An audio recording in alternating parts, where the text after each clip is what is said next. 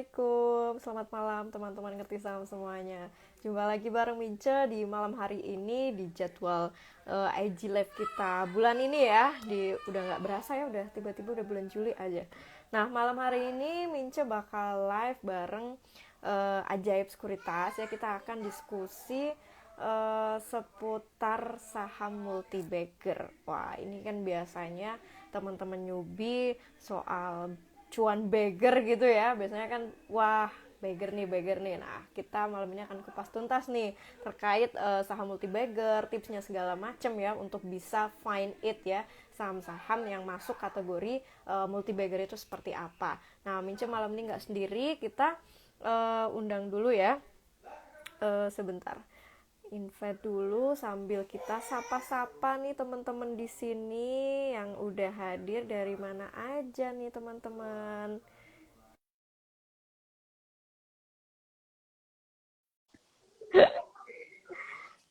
Sebentar ya.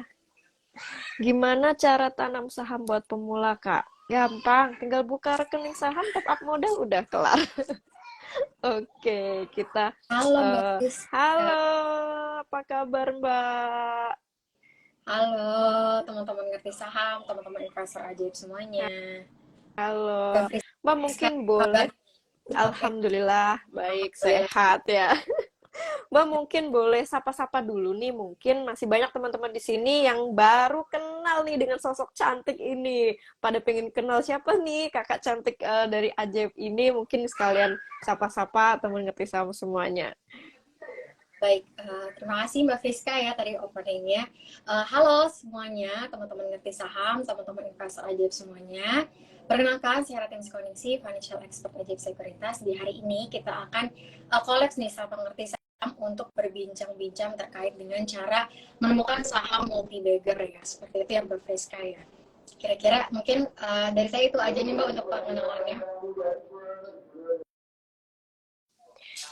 Oke, thank you Mbak. Ini teman-teman udah banyak yang join, tapi obrolan kita sehari ini sebenarnya santai ya Mbak ya. Kita nggak yang serius-serius banget. Kita nemenin malam harinya teman-teman di sini ya, yang lagi mungkin sambil makan malam boleh ya, sambil ngopi-ngopi juga boleh.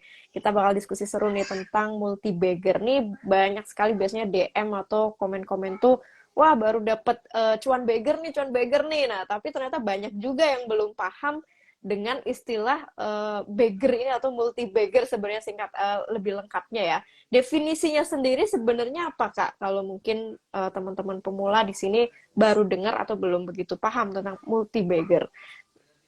Baik, mungkin teman-teman di sini udah sering dengar ya terkait dengan multi bagger ya di mana-mana. Sebenarnya ada di feed semua Instagram, sepertinya ada ya beberapa influencer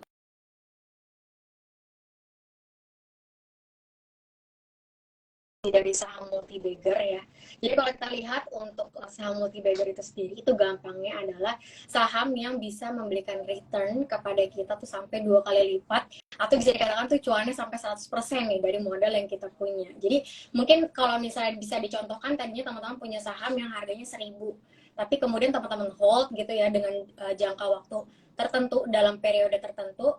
Terus saham yang teman-teman pegang tadinya 1.000 jadi bernilai 2.000 ya teman-teman harga pasarnya. Jadi bisa dikatakan ya kenaikan harga saham sampai 2 kali lipat, atau naiknya 100% itu bisa dikatakan saham multi bagger. Jadi kalau teman-teman tuh di portofolio teman-teman semuanya udah meningkat ya sahamnya dari tadinya misalnya 1.000 jadi 2.000, nah berarti teman-teman udah punya nih ya saham-saham multi bagger.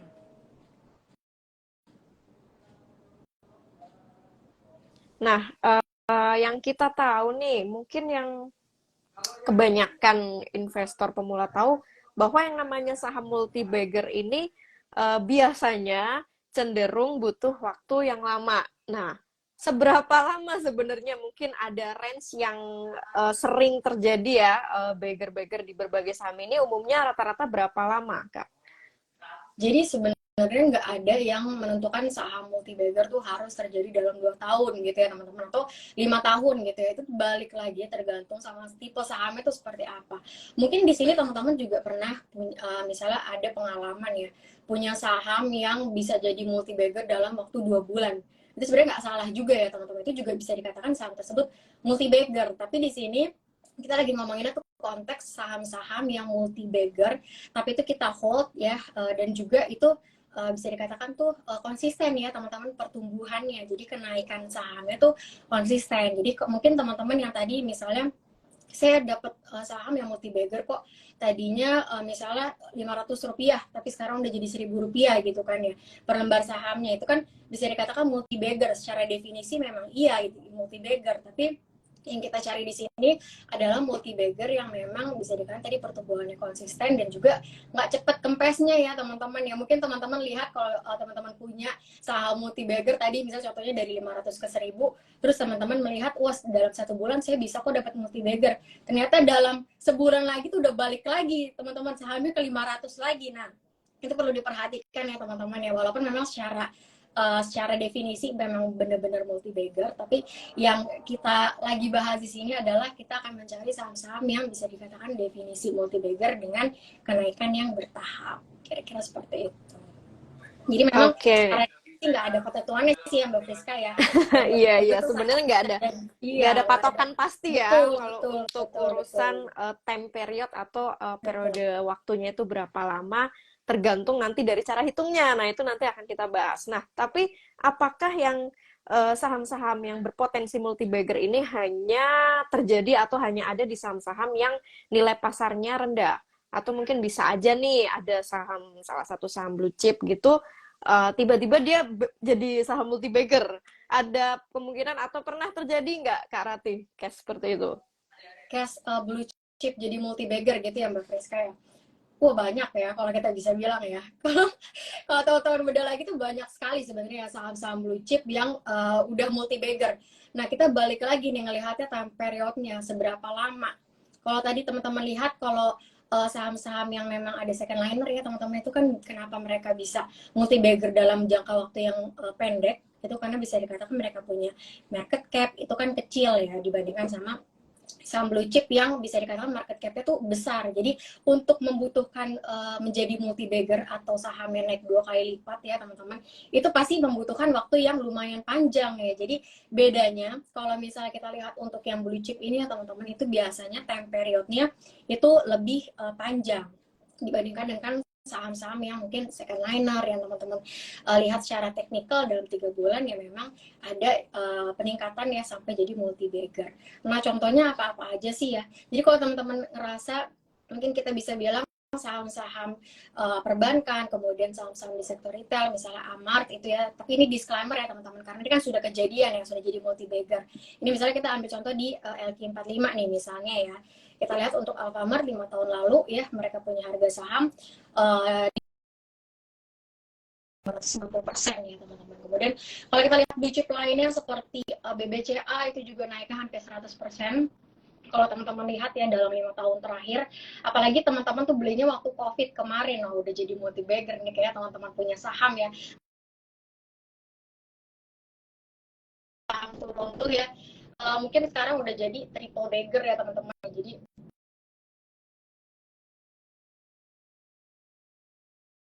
bisa dikatakan tadi untuk pemilihannya nggak ada bedanya apakah second liner itu, apakah saham-saham multi bagger itu cuman nilai pasarnya tuh yang kecil second liner gitu, itu enggak semuanya seperti itu ya teman-teman.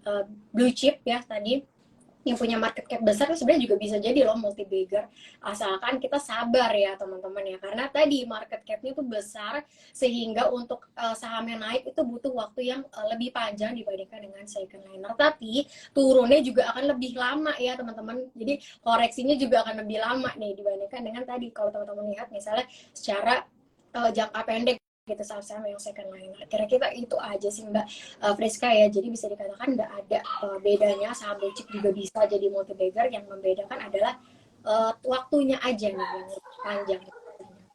Oke, jadi intinya saham-saham yang kapitalisasinya besar pun ya tidak menutup kemungkinan dia akan jadi beggar someday ya. Seperti tadi contohnya itu AMRT. Wah, ini kalau ingat dulunya emang harganya itu rendah banget ya. Kalau sekarang mungkin Tuh. yang udah masih hold dari tahun-tahun sebelumnya udah beggar. Wow, gila sih ya kalau itu. Itu sebagai Ada, contoh. Makanya nanti ini ada kita Kak. kasih tipsnya, cara memilihnya ya. Nah, ini mungkin lanjut ke, oh iya tadi mumpung masih nyambung ini Kak Ratih, apakah Beggar ini bisa ya, bisa berpotensi juga di saham-saham yang dalam tanda kutip saham gorengan?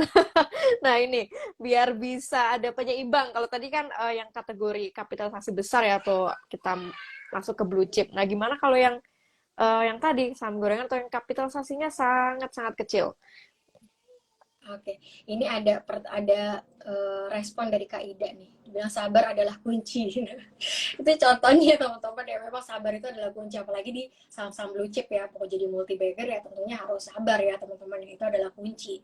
Nah, tadi balik lagi ke pertanyaan Mbak Friska terkait dengan saham-saham second liner, apakah bisa jadi multi bagger? Nah, bisa ya.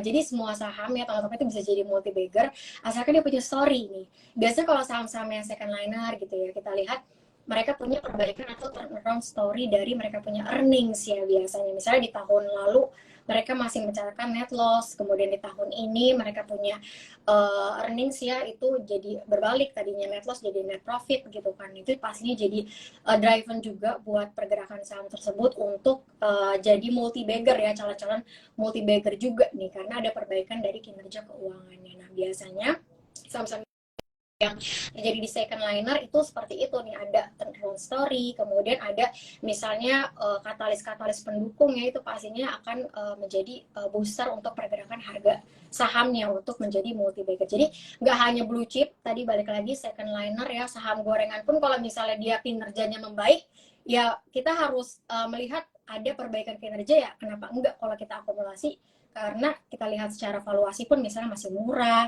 terus kemudian kita lihat secara value transaksi juga udah mulai rame ya teman-teman semuanya ya. Jadi mungkin bisa diperhatikan di mix and match ini antara technical dan juga fundamental. Oke, jadi untuk berbagai lapisan itu tetap aja ada potensi saham itu ya bisa aja jadi multi bagger, tergantung nanti nih karakteristiknya atau indikatornya seperti apa. Nah, kita langsung lanjut ke semacam kategori ya, kategori yang mengindikasikan atau yang bisa lah kita investor tahu dari sisi fundamental maupun teknikal bahwa saham itu berpotensial ya atau berpotensi untuk menjadi saham multi bagger. Oke, kalau kita lihat secara fundamental dulu ya, saham-saham apa sih yang punya potensi untuk multi bagger? Nah, teman-teman harus lihat nih dari karena sekarang tuh lagi musim rilis keuangan, rilis kinerja keuangan emiten juga di kuartal 2 tahun 2023. Nah, ini cara teman-teman untuk screening saham nih, kira-kira mana sih yang ada potensi untuk jadi multi bagger nih ya di tahun depan atau mungkin di akhir tahun ya teman-teman ya. Mungkin teman-teman bisa screening menggunakan cara-cara ini. Misalnya teman-teman lihat dari valuasi PI-nya, ya, itu paling gampang sekali. Teman-teman lihat aja PI-nya. Kalau misalnya mereka punya price to earning ratio-nya tuh misalnya lebih kecil dibandingkan dengan industrinya. Kemudian kalau kita lihat mereka punya bisa dikatakan PI-nya tuh dari rata-rata 5 tahun terakhir juga masih di bawah rata-ratanya, itu bisa dikatakan ya saham tersebut lagi murah gitu kan ya, masih murah nih. Jadi bisa dikatakan teman-teman bisa nih akumulasi secara DCA ya, teman-teman dicicil aja, nggak perlu teman-teman akumulasi langsung semuanya teman-teman punya cash ya, teman-teman masukin di saham tersebut, nggak perlu. Jadi teman-teman bisa lakukan dicicil ya teman-teman. Kemudian kalau kita lihat misalnya punya kalau kita lihat dari pendekatannya Peter Lynch aja deh. Jadi Peter Lynch ini dia punya nih beberapa indikasi-indikasi untuk memproyeksikan suatu saham itu bisa jadi multi bagger atau enggak. Tadi pertama dari PI-nya, kemudian Peter Lynch ini mengkelompokkan lagi saham-saham yang punya ROE yang juga premium atau return on equity yang premium. Jadi teman-teman lihat nih ROE-nya itu dibandingkan dengan di tahun lalu ya secara year on year, apakah ada kenaikan atau enggak. Kemudian teman-teman bandingin sama peers-nya lagi ya teman-teman. Balik lagi bandingin sama peers-nya. Kalau misalnya memang lebih tinggi ya mereka punya ROE ya, kenapa enggak teman-teman akumulasi gitu ya. Tadi kita udah dapat dua indikator, pertama PI, kemudian juga ROE, kemudian juga teman-teman lihat dari earnings-nya ya. Kita lihat dari earnings-nya, apakah earnings-nya tumbuh nggak sih ya secara Maaf Kak Ratih, agak kecepetan kata oke teman-teman. okay. Pelanin dikit ya. Mungkin sekalian Teman-teman bisa disebutkan range angka ya untuk PI. Mungkin untuk PI, kalau ROE mungkin bisa juga sebutin angka-angka range-nya untuk sebagai patokan ininya Kak Ratih. oke, jadi kalau misalnya sebenarnya nggak ada patokan yang untuk PI. Jadi balik lagi ke sektornya tuh apa, karena pasti beda sektor tuh beda penilaian. Jadi kalau kita lihat mungkin untuk PI-nya di sektor energi ya, itu pasti kan lebih rendah dibandingkan dengan PI-nya di sektor misalnya consumer ya teman-teman ya. Nah teman-teman bandingin tadi sama sektor yang sama. Jadi nggak bisa bandingin consumer sama energi gitu. Pasti PI-nya energi ya rata-rata punya PI yang lebih rendah dibandingkan dengan sektor consumer ya teman-teman ya. Kemudian jadi intinya teman-teman harus bandingin dengan sektor yang sama dan juga bandingin secara historisnya. Nah, itu penting sekali. Jadi nggak ada keterangan PI itu harus di bawah 5 atau di bawah 10 ya teman-teman ya. Itu bagus gitu. Tapi as long as PI-nya memang lebih rendah itu bisa dikatakan ya bagus ya teman-teman ya. Tapi nggak ada patokan harus di bawah 2 kali atau harus patokannya itu di bawah 3 kali. Jadi tergantung sama sektor. Ya, mungkin bisa Tadi kita lihat ambil di apakah bawah angka rata-rata satu sektor kali ya. betul. Jadi di bawah rata-rata sektornya ya Mbak Friska ya, itu penting sekali. Jadi jangan bandingin sama sektor yang berbeda ya teman-teman. Kemudian juga teman-teman bisa lihat dari tadi earningsnya secara year on year, dari sisi bottom line-nya, dari sisi misalnya EPS-nya itu tumbuh atau enggak. Kemudian teman-teman lihat secara year on year tumbuh atau enggak. Kemudian teman-teman juga selain dari profitabilitasnya, teman-teman lihat juga dari sisi rasio misalnya likuiditasnya ya atau rasio solvabilitasnya deh, kita lihat dari kinerjanya, mereka punya debt to equity ratio-nya tuh lebih rendah nggak sih dibandingkan dengan peers-nya. Kemudian juga secara year on year itu turun ya teman-teman ya. Jadi teman-teman bisa lihat dari situ, dari tadi beberapa rasionya, dari rasio solvabilitasnya, dari debt to equity ratio-nya, kemudian teman-teman lihat dari ROE-nya, dari PI-nya ya teman-teman ya. Itu kita melihat benchmarknya penilaian Peter Lynch ya teman-teman, yang memang untuk memberikan ya insight terkait dengan karakteristik saham-saham yang bisa dikatakan bisa jadi multi bagger. Kemudian kalau kita lihat secara teknikal nih seperti apa sih gitu ya. Biasanya teman-teman kalau lihat secara jangka pendek itu kan melihatnya secara teknikal. Nah kita lihat seperti apa sih secara teknikal nih saham-saham yang bisa dikatakan tuh bisa jadi multi bagger. Pertama teman-teman mungkin bisa lihat nih value transaksinya. Jadi kalau misalnya value transaksinya itu menguat dan juga stabil, nah mungkin teman-teman bisa perhatikan berarti untuk saham tersebut itu ramai ya teman-teman ya, lagi diminati gitu lah istilahnya. Kemudian teman-teman lihat lagi nih volumenya, volume transaksi ya, dari value transaksi, dari volume transaksi juga. Terus teman-teman bisa melihat nih saham-saham yang memang ada indikasi reversal misalnya dari fase bearish jangka menengahnya gitu. Nah, itu ada potensi-potensi secara teknikal saham tersebut itu bisa mengalami penguatan yang signifikan, bahkan bisa sampai bagger ya teman-teman. Tadi adalah beberapa penilaian buat teman-teman semuanya yang mau lihat secara fundamental ataupun juga teknikal. Kemudian teman-teman bisa mix juga nih antara fundamental dan juga teknikal. Jadi yang lebih baik sih sebenarnya di mix ya Mbak Friska ya, supaya kita nggak dari satu sisi aja gitu kan ya, jadi nggak lihat teknikalnya aja. Jadi kalau teman-teman lihat nih saham-saham yang biasanya lagi rame gitu kan, teman-teman main langsung HK aja gitu ya, langsung beli ya tanpa tahu di saham itu bisnisnya apa sih gitu. Ini saham tuh dapat labanya tuh dari mana sih gitu ya. Jadi teman-teman harus mix and match sih sebenarnya antara fundamental dan juga teknikal. Kira-kira itu sih untuk melihat saham yang ada potensi untuk multi bagger. Nah, kalau dari teknikal aku jadi kepikiran, bisa juga nggak sih kita melihat dari chart pattern untuk potensi Betul, bagger gitu? Oke, jadi betul, bisa juga betul. ya dari Iya, pola grafik misalnya ya, Kak Rati ya. ada betul betul. Jadi ada potensi misalnya saham tersebut tuh membentuk misalnya kita lihat ya tren-tren reversal seperti inverse head and shoulder. Kemudian teman-teman bisa lihat double bottom ya teman-teman ya. Kalau teman-teman ikutnya tuh di saat saham tersebut itu belum sepenuhnya membentuk double bottom ya, atau bisa dikatakan itu akumulasinya di support.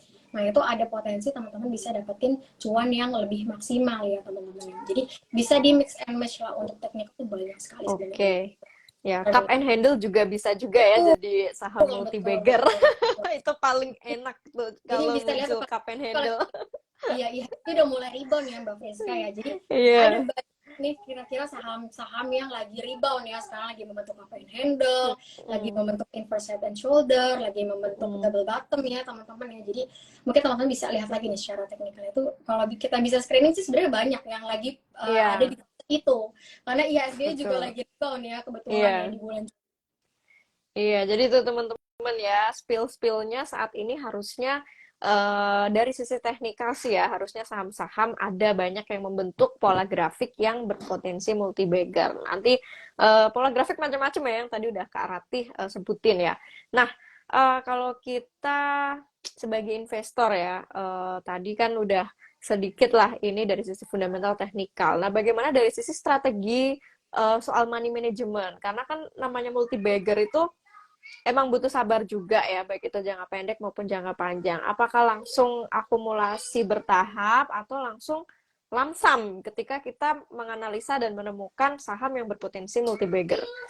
Jadi strategi yang paling wise gitu ya Mbak Friska. Jadi sebenarnya kita melihat yang paling bijak aja deh ya. Yang bijak tuh adalah seorang yang mungkin dia bisa dikatakan DCA yang melakukan dollar cost averaging ya teman-teman. Jadi belinya dicicil aja, karena tadi kita kan ingin investasi yang konsisten ya. Jadi nggak apa-apa dicicil asalkan konsisten ya teman-teman ya. Jadi tadi balik lagi sebenarnya untuk money managementnya sebenarnya teman-teman tuh harus melakukan yang namanya dicicil, jadi jangan langsam, karena biar wise aja sih sebenarnya, karena kita nggak tahu ke depannya akan ada seperti apa deh, karena market itu kan sangat dinamis ya Mbak Friska ya.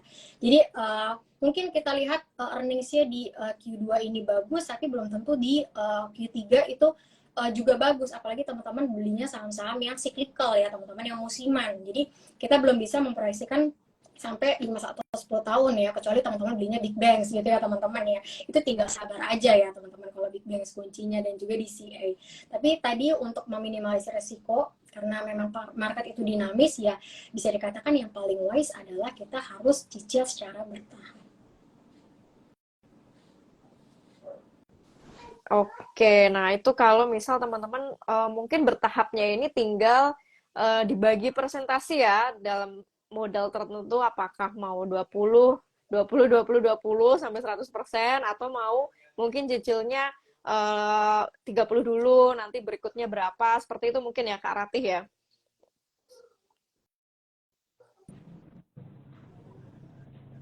Halo Kak Ratih, Halo? suaranya keputus sepertinya. Iya, tadi sempat terputus nih Mbak Friska. Apakah udah mulai terdengar jelas ya? Oke, udah kedengeran lagi. Oke, tadi sepertinya mungkin koneksi ya.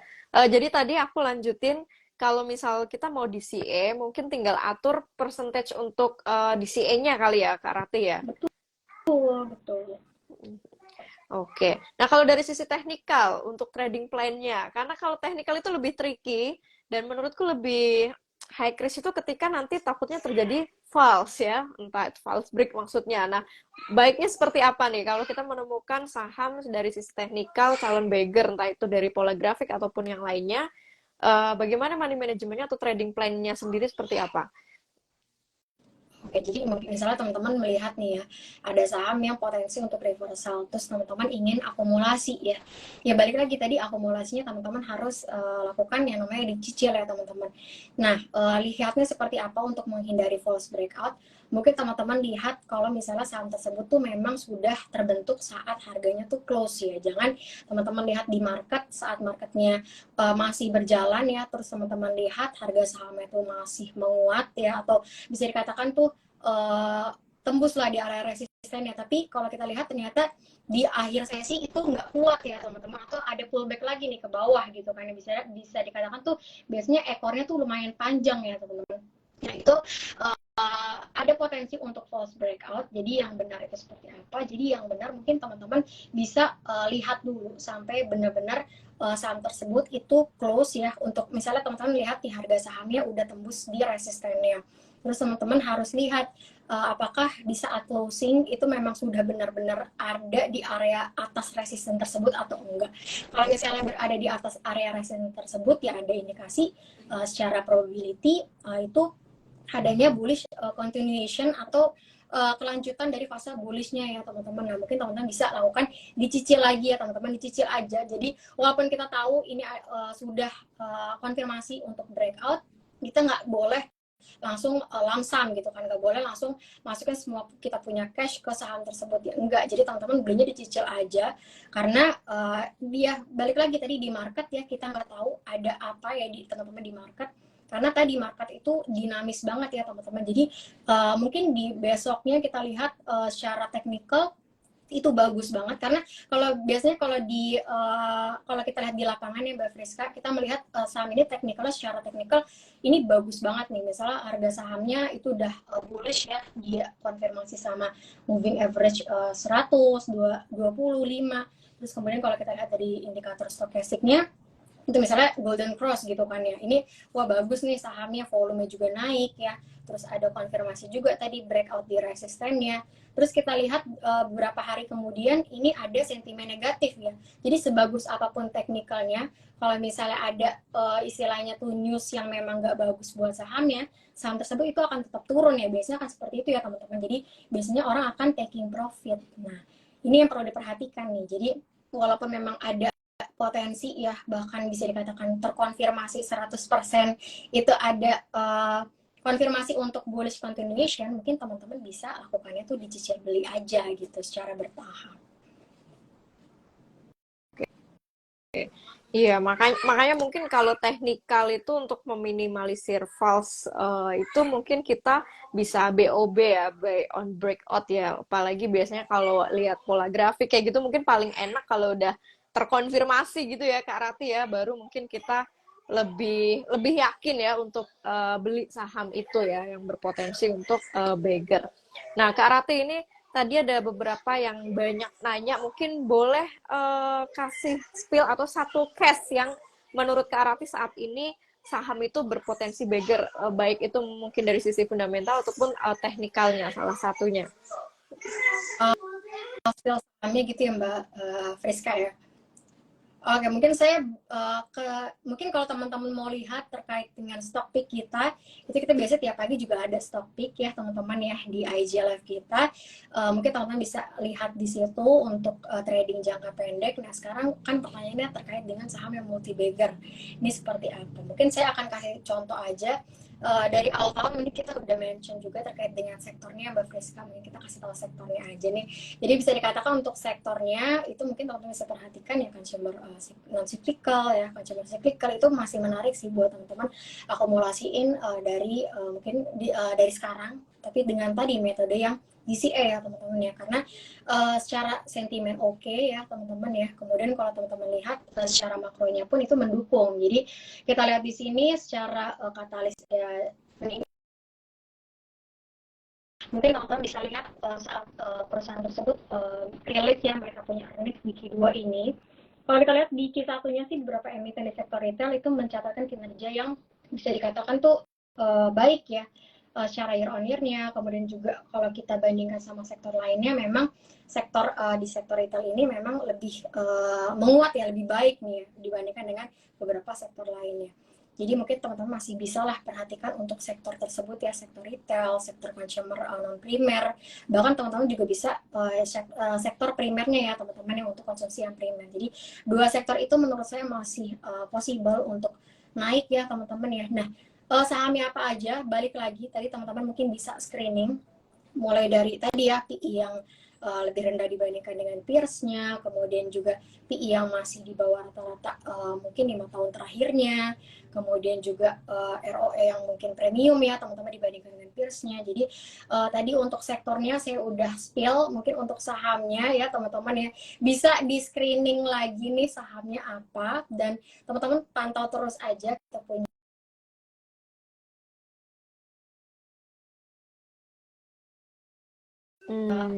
saham ya. Sorry Kak Ratih, suaranya keputus lagi koneksinya sepertinya. Oh, masih terputus ya Mbak Teska. Nah, ini udah nih, udah jelas. Yang tadi mungkin boleh diulangi Kak sekali lagi. Yang terakhiran tadi yang Oke. conclusion dua sektor yang tadi yang berpotensi beggar itu.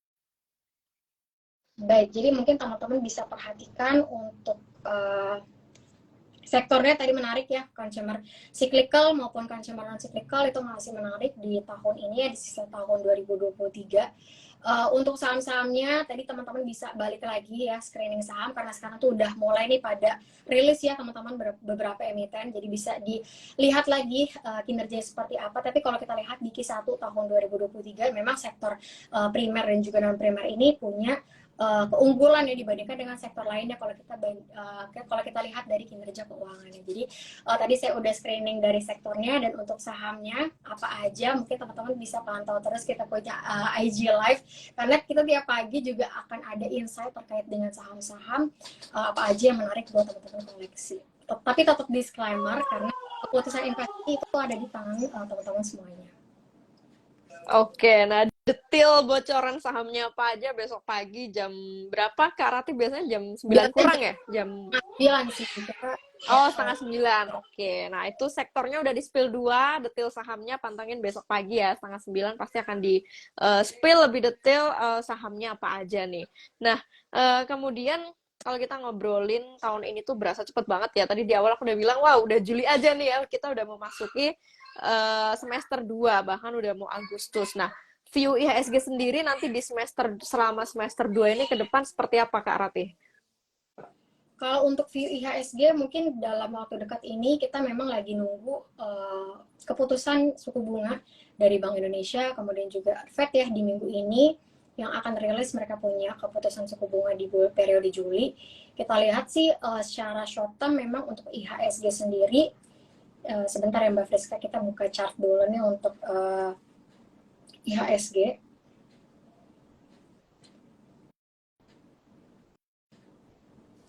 Udah mau 7.000 lagi aja ya Iya, ISG ya. udah balik lagi hampir ke 7.000 tadi, tapi masih Sekalian nih proyeksi akhir tahun gimana nih Kak kalau dari para analis? kalau kita lihat untuk IHSG sendiri memang katalisnya dalam waktu dekat ya teman-teman tadi terkait dengan rilis keputusan suku bunga ya di minggu ini ya, dua bank sentral Indonesia, kemudian juga Bank Sentral Amerika Serikat atau Fed ya. Dan kita lihat sebenarnya untuk IHSG sendiri ini proyeksinya sampai di mana nih Mbak Friska, kuartal 3 atau sampai di akhir tahun nih maunya nih ya. Mungkin kita sampai akhir tahun deh biar kita agak time periodnya panjang gitu. Oke, kalau kita lihat untuk di akhir tahun untuk JF Sekuritas sendiri ini memproyeksikan untuk IHSG itu bisa sampai ke level 7.100-an ya teman-teman ya, itu untuk proyeksi sampai akhir tahun. Kalau kita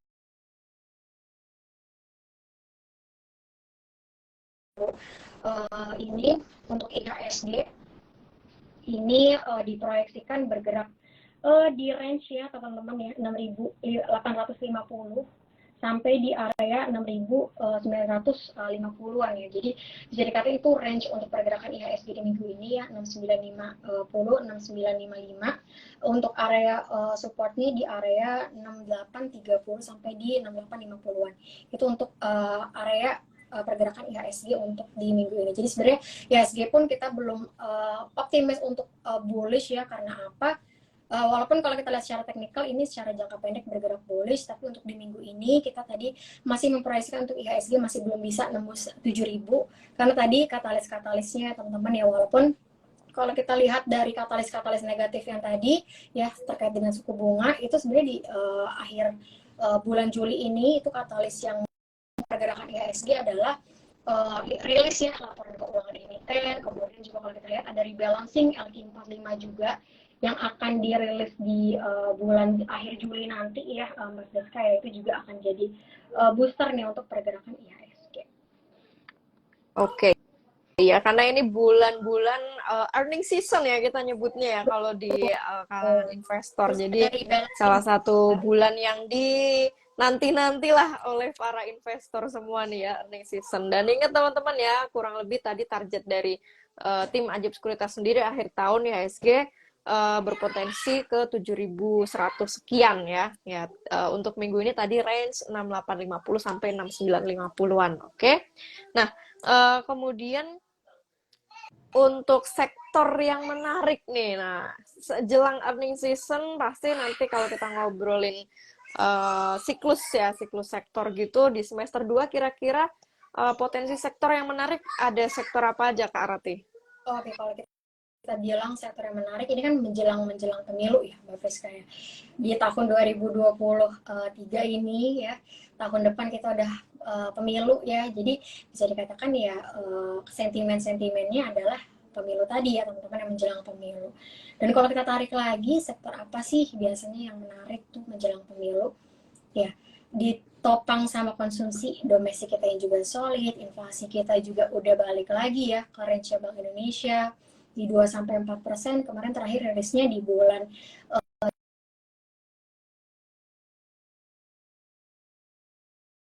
masih tumbuh ya, masih menguat, masih solid. Maaf Kak Ratih yang barusan keputus, mungkin boleh boleh diulang Kak Ratih. Oke, jadi kalau kita lihat ini sepertinya koneksinya yang Mbak Friska ya, sepertinya agak. Ya, ini udah jelas lagi di saat yang lagi jelasin penting malah koneksinya tadi ini apa kresek-kresek. Oke. Oke, boleh diulang Kak Ratih terkait sektor Nah, ini. jadi kalau kita lihat untuk sektoral menjelang pemilu ya teman-teman ya, di tengah tadi secara katalis pun kita punya pertumbuhan, misalkan kita punya konsumsi ya, itu juga menguat, konsumsi domestik juga solid, kemudian kalau kita lihat dari inflasi kita juga terjaga, itu jadi katalis positif untuk di sektor consumer ya, baik itu primer maupun juga non primer. Jadi balik lagi sebenarnya tadi sektor yang bisa dikatakan ya jadi primadona lah, bisa jadi potensi primadona di tahun ini ya. Tadi ada consumer primer maupun juga non primer ya teman-teman. Kemudian kalau kita lihat jadi menjelang pemilu juga pastinya kan teman-teman lihat nih ya, dana pemilu ya yang di tahun 2019 itu bisa dikatakan tuh kenaikannya sampai 200% ya dibandingkan dengan dana pemilu untuk dibandingkan dengan kalau kita lihat dana pemilu di tahun 2019 ya, bisa dikatakan di sini pastinya akan punya multiplier effect juga nih buat di sektor konsumsi yang mendorong konsumsi masyarakat. Jadi sebenarnya untuk sektornya sendiri uh, kita tadi memang lebih overweight ke sektor consumer, baik itu primer maupun juga non primer. Jadi kalau melihat menjelang tahun pemilu ya, mungkin yang bisa dipertimbangkan tadi sektor consumer baik yang primer maupun non primer. Tapi rata-rata kayaknya sih dari yang dulu pemilu zaman 2014, terus 2019 yang aku inget ya, kayaknya sih memang sektor-sektor itu juga gitu yang punya potensi atau bisa teman-teman pertimbangkan di jelang tahun politik ya, tahun depan ya. Dan pastinya biasanya kalau tahun politik itu banyak yang wait and see, iya nggak sih Kak Ratih? Betul, betul. Apalagi saham di sektor konstruksi, kemudian Mm, sektor properti itu biasanya akan wait and see dulu sih terkait dengan kebijakan pemerintah yang baru tuh seperti apa gitu Bang Fris. mm, Jadi mm. mungkin tadi kenapa kita overweight di consumer dan juga kita primer dan juga non primer, karena secara historis itu ya, dan biasanya juga di sektor konsumsi tadi properti itu biasanya wait and see terkait dengan kebijakan dari pemerintah yang baru itu seperti apa sih nantinya gitu. Ya, ini bakal jadi momentum yang menarik ya untuk teman-teman yang mungkin investor angkatan corona nih. Ini pasti kan tahun pertama market politik, maksudnya tahun pertama jelang ini tahun politik buat teman-teman yang investor angkatan corona. Mungkin kalau yang udah dari 2000 sebelum 2019 atau mungkin 2000 sebelum 2014 mungkin udah nggak begitu kaget ya nantinya dengan fluktuasi market di tahun politik. Oke, kita mulai jawab pertanyaan yang masuk dulu ya, Kak Rati. Sebentar, ini ada pertanyaan bagus nih dari Kak Erika. Mbak, kalau suatu saham sudah multi bagger, apakah ada kemungkinan turun atau malah naik terus? Nah, ini kecenderungannya seperti apa? Jadi, sahamnya udah naik, udah multi bagger, apakah nanti akan cenderung turun karena banyak yang sell atau seperti apa biasanya nih untuk saham-saham multi bagger?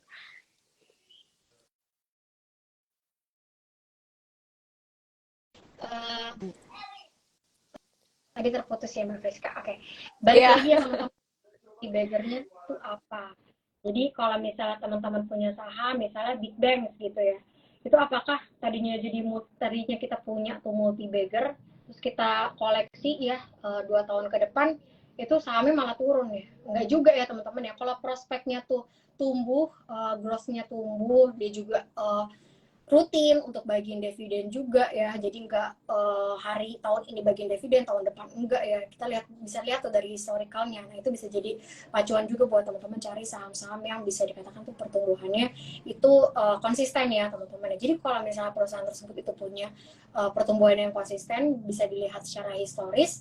Terus teman-teman kenapa takut gitu ya kalau sahamnya udah jadi multi bagger ya? Karena saham tersebut akan terus tumbuh mengikuti pastinya valuasinya, dan juga mereka punya pertumbuhan ya teman-teman, pertumbuhan earningsnya gitu. Jadi jangan takut kalau sahamnya udah multi bagger, karena saham itu pastinya akan mencerminkan ya valuasinya ya teman-teman ya. Jadi kalau misalnya memang secara pertumbuhan pun juga tumbuh, kemudian secara tadi ya secara valuasinya juga masih murah ya, bisa dikatakan ya saham tersebut itu masih akan selalu ada potensi untuk jadi multi bagger selanjutnya ya. Mungkin akan jadi 3 kali ya teman-teman kenaikannya, kemudian bisa naiknya sampai 4 kali, 5 kali ya. Jadi tergantung sahamnya itu apa, dan bisa ada waktu 3 bulan. Itu kan singkat banget ya teman-teman ya, bisa dikatakan 3 bulan kita punya saham jadi multi bagger, wah itu singkat banget. Nah itu biasanya teman-teman lihat lagi nih, apa sih yang mendorong saham tersebut tuh jadi multi bagger? Apakah karena pom-pom ya teman-teman ya? Nah itu kita balik lagi ke fundamental. Biasanya kita lihat secara valuasinya apakah masih murah atau enggak ya. Dari lihat secara gampangnya aja deh teman-teman tuh lihat dari PI-nya gitu, secara historis apakah memang masih murah atau masih murah, atau bisa dikatakan tadi bisa dikatakan bahkan PI-nya negatif karena earnings-nya masih negatif ya teman-teman. Itu wah kacau banget. Jadi sahamnya multi bagger tapi kita lihat PI-nya masih negatif ya, karena dia punya EPS tuh negatif karena masih net loss. Nah itu perlu dipertimbangkan lagi nih buat teman-teman hold lebih panjang jangkanya. Jadi mungkin teman-teman bisa sell dulu lah ya.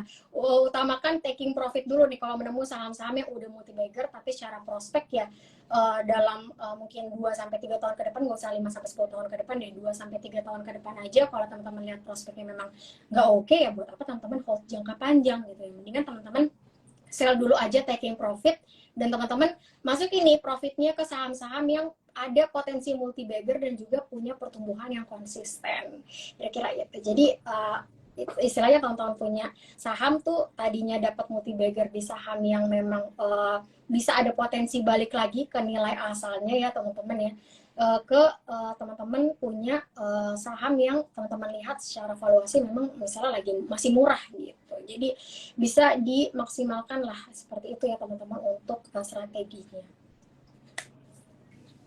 Jadi kalau kita lanjutkan ke apa namanya timing ya, timing untuk menjual saham-saham multi bagger ini berarti antar case saham ini bisa berbeda ya Kak Ratih ya untuk timing ya. Betul. Tadi kan kita ngomongin time period ya. Mm. Jadi tadi banyak sekali definisi multi bagger ya teman-teman ya. Jadi nggak hanya multi bagger tuh teman-teman punya saham blue chip aja, tadi second liner pun bisa ya jadi multi bagger. Tapi tadi kita harus lihat lagi nih dia multi baggernya tuh kenapa gitu. Kalau misalnya ada story, misalnya ada turnaround story ya, tadinya net loss jadi net profit gitu ya, itu mungkin kita lihat bahwa wah pantas nih saham tersebut jadi multi bagger. Tapi tadi balik lagi kalau misalnya kita lihat dalam 3 bulan saham tersebut multi bagger, tapi ternyata kalau teman-teman lihat PI-nya mahal ya, atau mereka punya PI itu di atas rata-rata industrinya, kemudian teman-teman bahkan ada yang lihat PI-nya masih minus ya, itu mungkin teman-teman bisa taking profit dulu sih ya. Jadi balik lagi ke time horizon ya sebenarnya untuk melihat saham multi bagger ini. Nah, kemudian tadi banyak berseliweran pertanyaan juga terkait saham-saham di sektor pertambangan ya, atau mining juga. Mungkin bisa sedikit dibahas apakah masih ada potensi bagger di sektor itu atau seperti apa dalam waktu tahun inilah minimal. Untuk di tahun ini ya, untuk di tahun ini memang kalau kita lihat kalau kita lihat dalam seminggu terakhir, memang untuk pergerakan komoditas misalnya coal gitu ya, memang dalam seminggu terakhir itu ada kenaikan yang lumayan signifikan ya teman-teman, yang naik sekitar 6%. Untuk coal sendiri di level 141 US dollar per metric ton. Jadi kalau kita lihat di sini, apakah harga coal di 141 US dollar per metric ton ini bisa dikatakan tinggi gitu kan ya.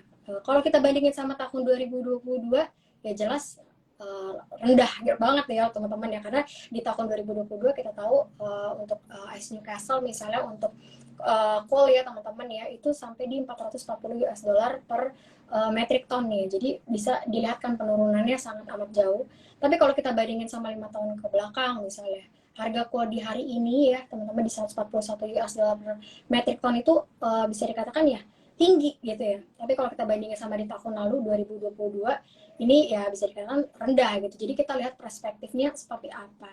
Dan kalau kita lihat dari sahamnya misalnya, apakah saham energi misalnya di sektor coal, apakah bisa jadi multi bagger lagi nih untuk di harga saat ini ya. Jadi kalau dalam waktu dekat ya teman-teman ya, kita belum bisa melihat ada potensi tersebut. Karena apa? Karena kalau kita lihat dari, mungkin kita lihat dari PMI manufaktur aja deh di beberapa negara ya, di Eropa, di Inggris, kemudian juga di China ya teman-teman, itu masih di bawah level yang ekspansif, jadi masih terkontrol.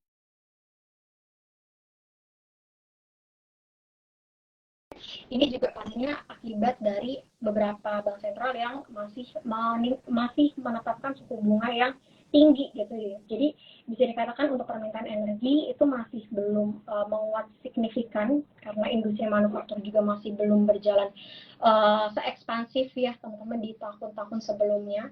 Dan bisa dikatakan ini jadi pendorong juga kenapa harga komoditas tuh cenderung di situ-situ aja dan lebih terkoreksi ya kalau kita bandingin sama di tahun 2022. Jadi dalam waktu dekat kita melihat untuk di komoditas khususnya energi, coal, kemudian juga ya bisa dikatakan coal itu masih belum bisa ada potensi untuk bagger ya teman-teman untuk di tahun ini. Kita lihat di tahun depan seperti apa, kita juga belum bisa memproyeksikannya dalam jangka waktu yang panjang, karena ini kan bisnis yang cyclical ya teman-teman ya. Jadi bisnis yang cyclical ini akan bergantung sekali sama kondisi ekonomi nih. Jadi kalau misalnya kondisi ekonomi sekarang tadi di tengah industri manufaktur yang masih terkontraksi, ini juga pastinya akan melemahkan permintaan di sektor energi, salah satunya adalah batu bara.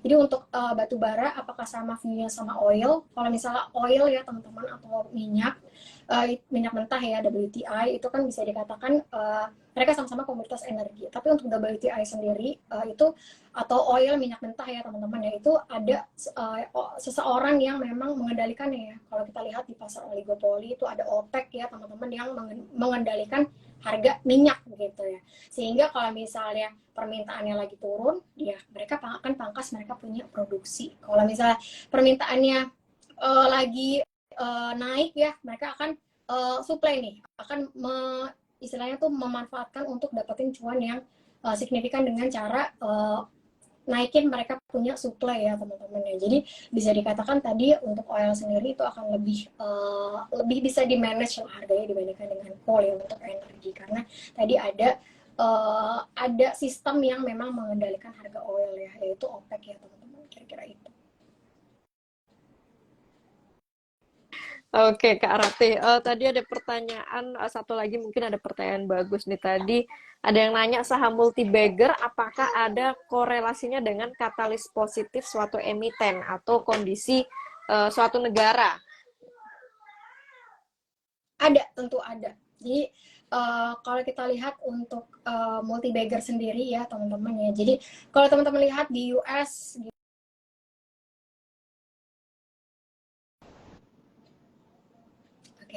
tadi sepertinya agak lagging ya Mbak Friska. Oke.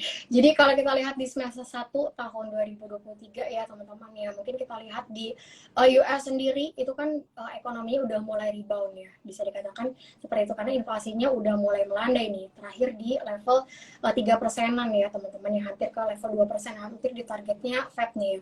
Dan kalau kita lihat di sini saham-saham tuh udah mulai rebound. Jadi memang mencerminkan ya. Jadi untuk Nasdaq sendiri misalnya di semester 1 kemarin itu kinerjanya terbaik dalam 4 dekade terakhir, dalam 40 tahun terakhir untuk kenaikannya.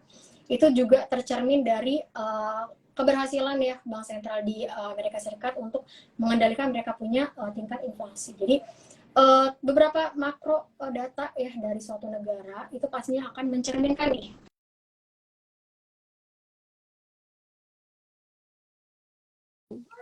Sorry Mbak Ratih, nge-lag lagi koneksinya kayaknya.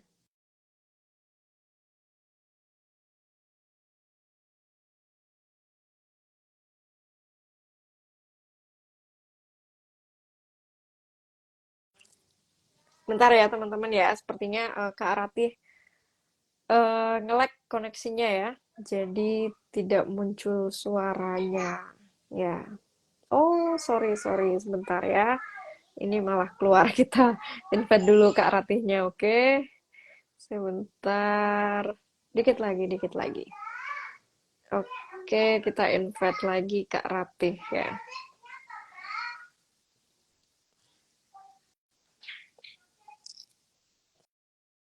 Sebentar ya teman-teman ya. Kita nunggu Kak Ratih join lagi nih. Sebentar ya.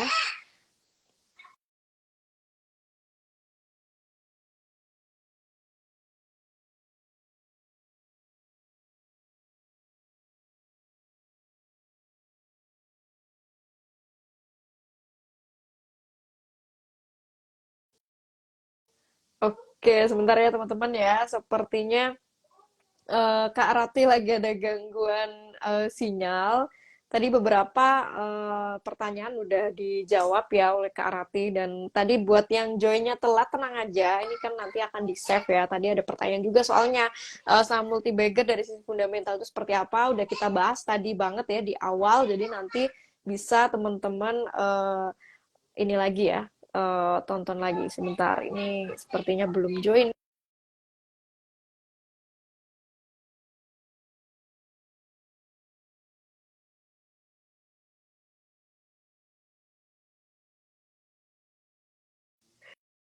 Sebentar ya, kayaknya ini gangguan nih Kak Ratinya nggak bisa-bisa join.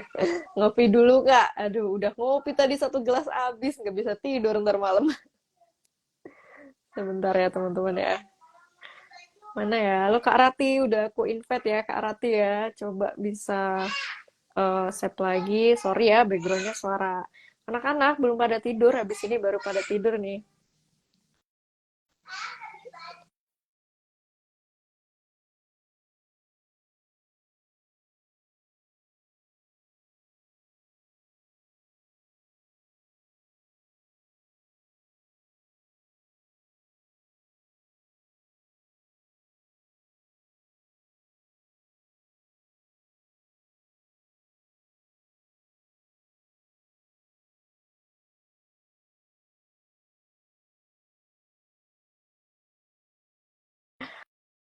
Oke teman-teman, sorry sepertinya ada gangguan ya di Instagramnya Ajaib atau mungkin koneksinya Kak Ratih.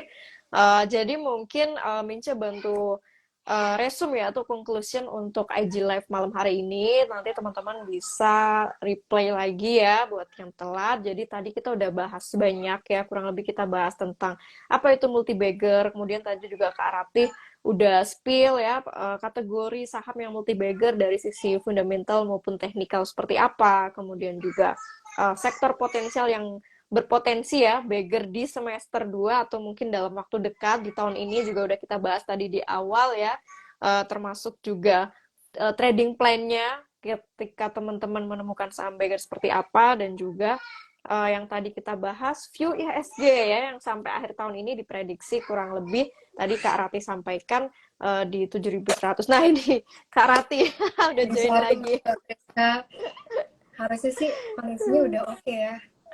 Oke, oke. Udah. Oke sih. Nah, Kak Rati karena waktunya juga udah hampir habis, mungkin bisa memberikan conclusion ya untuk IG live kita malam hari ini.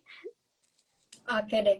Baik ya teman-teman ya, tadi untuk karena tema kita hari ini adalah mencari saham multi bagger, jadi teman-teman harus perhatikan nih lagi ya tips and triknya tadi harus di mix and match juga, jadi nggak selamanya teman-teman harus pakai technical, terus teman-teman juga harus mix juga nih sama fundamentalnya. Jadi kita konfirmasi lagi kalau misalnya saham tersebut itu tadi secara teknikal tuh oke, dari pola-pola tadi ada reversal ya teman-teman, kemudian kalau kita lihat secara fundamental juga tadi mendukung, misalnya dari rasionya juga masih under value, dari PE-nya juga masih murah, jadi terus kemudian kalau kita bandingkan sama sektornya juga masih murah, nah teman-teman bisa tuh untuk akumulasi saham tersebut, tapi teman-teman harus akumulasi dengan cara dicicil ya teman-teman, jadi jangan disemuain, jangan teman-teman disemuain karena bisa jadi resiko yang teman-teman tanggung juga akan semakin besar kalau teman-teman tuh langsung masukin teman-teman punya aset di satu saham aja, jadi harus diversifikasi juga, dan saat membeli saham tersebut tuh harus dicicil. Kira-kira itu closing statement dari saya ya, jadi teman-teman harus perhatikan lagi analisisnya, apalagi sekarang lagi musim earning season ya teman-teman, ini momentumnya Ya, pas buat bener. teman-teman training saham ya teman-teman ya. Biasanya juga sahamnya tuh menguat signifikan Ya, kalau misalnya mereka punya kinerjanya earnings bagus nih ya. tayang ya, misalnya rilisnya di sore gitu ya teman-teman yang lihat nih di website bursa, nah rilisnya udah di sore, nah biasanya ini kalau misalnya memang kinerjanya positif, besok pagi nih sahamnya akan merespon kinerja dari keuangannya tersebut. Jadi teman-teman perlu pantau nih kira-kira untuk rilis dari kinerja keuangan ini tadi. Gitu Bener-bener ya. jadi.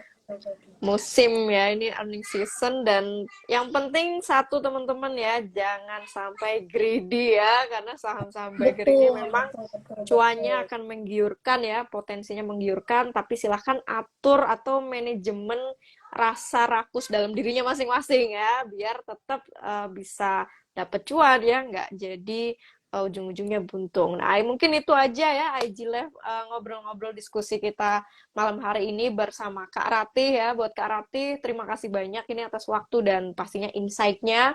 Buat yang mau tahu saham-saham detail rekomendasi dari Ajaib Sekuritas, bisa pantau besok pagi ya bareng tim Ajaib Sekuritas. Next time kita akan diskusi lagi mungkin dengan topik lainnya pastinya ya, berbeda di tiap waktu kita IG Live. Buat Kak Rati, thank you banyak Kak Rati atas waktunya, dan terima kasih juga buat teman-teman Thank semuanya yang sudah nonton. you. Ya, oke. Minca tutup Thank dulu you Mbak IG Live Friska. malam hari Thank you. ini. Thank you, Kak Rati. Dah. Selamat Minca tutup malam. semuanya. Selamat malam.